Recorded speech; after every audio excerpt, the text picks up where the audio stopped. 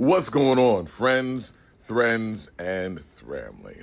It is yet another glorious Sunday here in the United States of Siege, and yes, we are still under siege, right?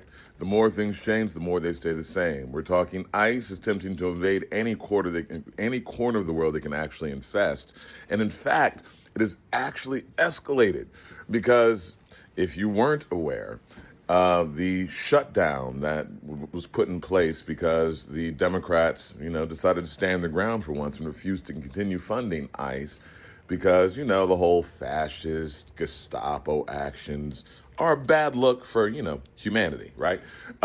Anyways, because they decided they weren't going to bend the knee to Trump and the incel Gestapo, DHS has not been funded, which means that the TSA has not been funded.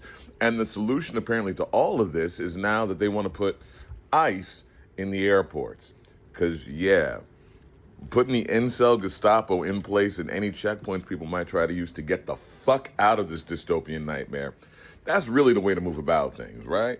But that's not what today is about. Although, can't forget that we still honor the memories of Renee Good, Alex Preddy, Keith Porter, that we stand with Minnesota and any place that is currently under siege by ICE, apparently including our friendly neighborhood airports, that we still believe the survivors, that we stand with Sasha and Amanda and Virginia and all of those who've been touched by the pointless violence, that's been described in the Trump files. Yeah, I feel like I had to say that with a little extra emphasis, but that's not what today is about.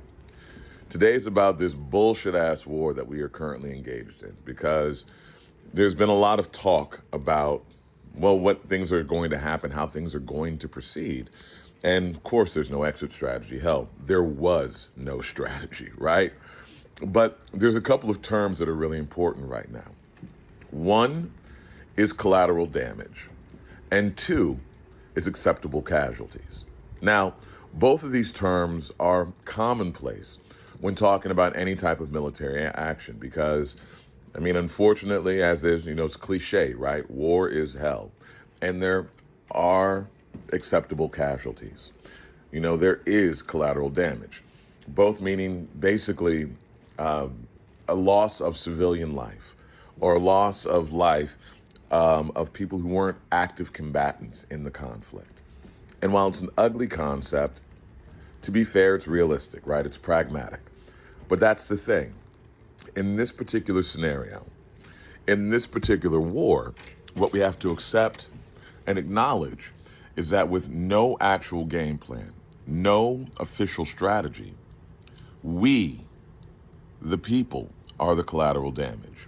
We, the people, the citizens, the fucking taxpayers, are the collateral damage. Because, end of the day, I don't think anybody really wanted this war except the person trying to distract from their name in the files. And what we've witnessed and what we are going to continue to witness for, at this point, probably the next generation, are insanely increased gas prices, bizarre levels of inflation, just an absurd cost of living just to survive, for a war none of us wanted, to appease what? The ego of a man a lot of us didn't want in place in the first place.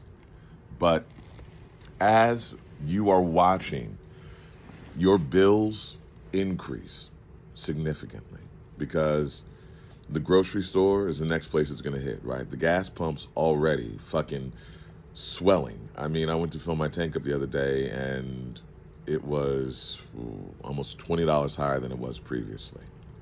It's going to get worse, unfortunately. I want to give you some good news.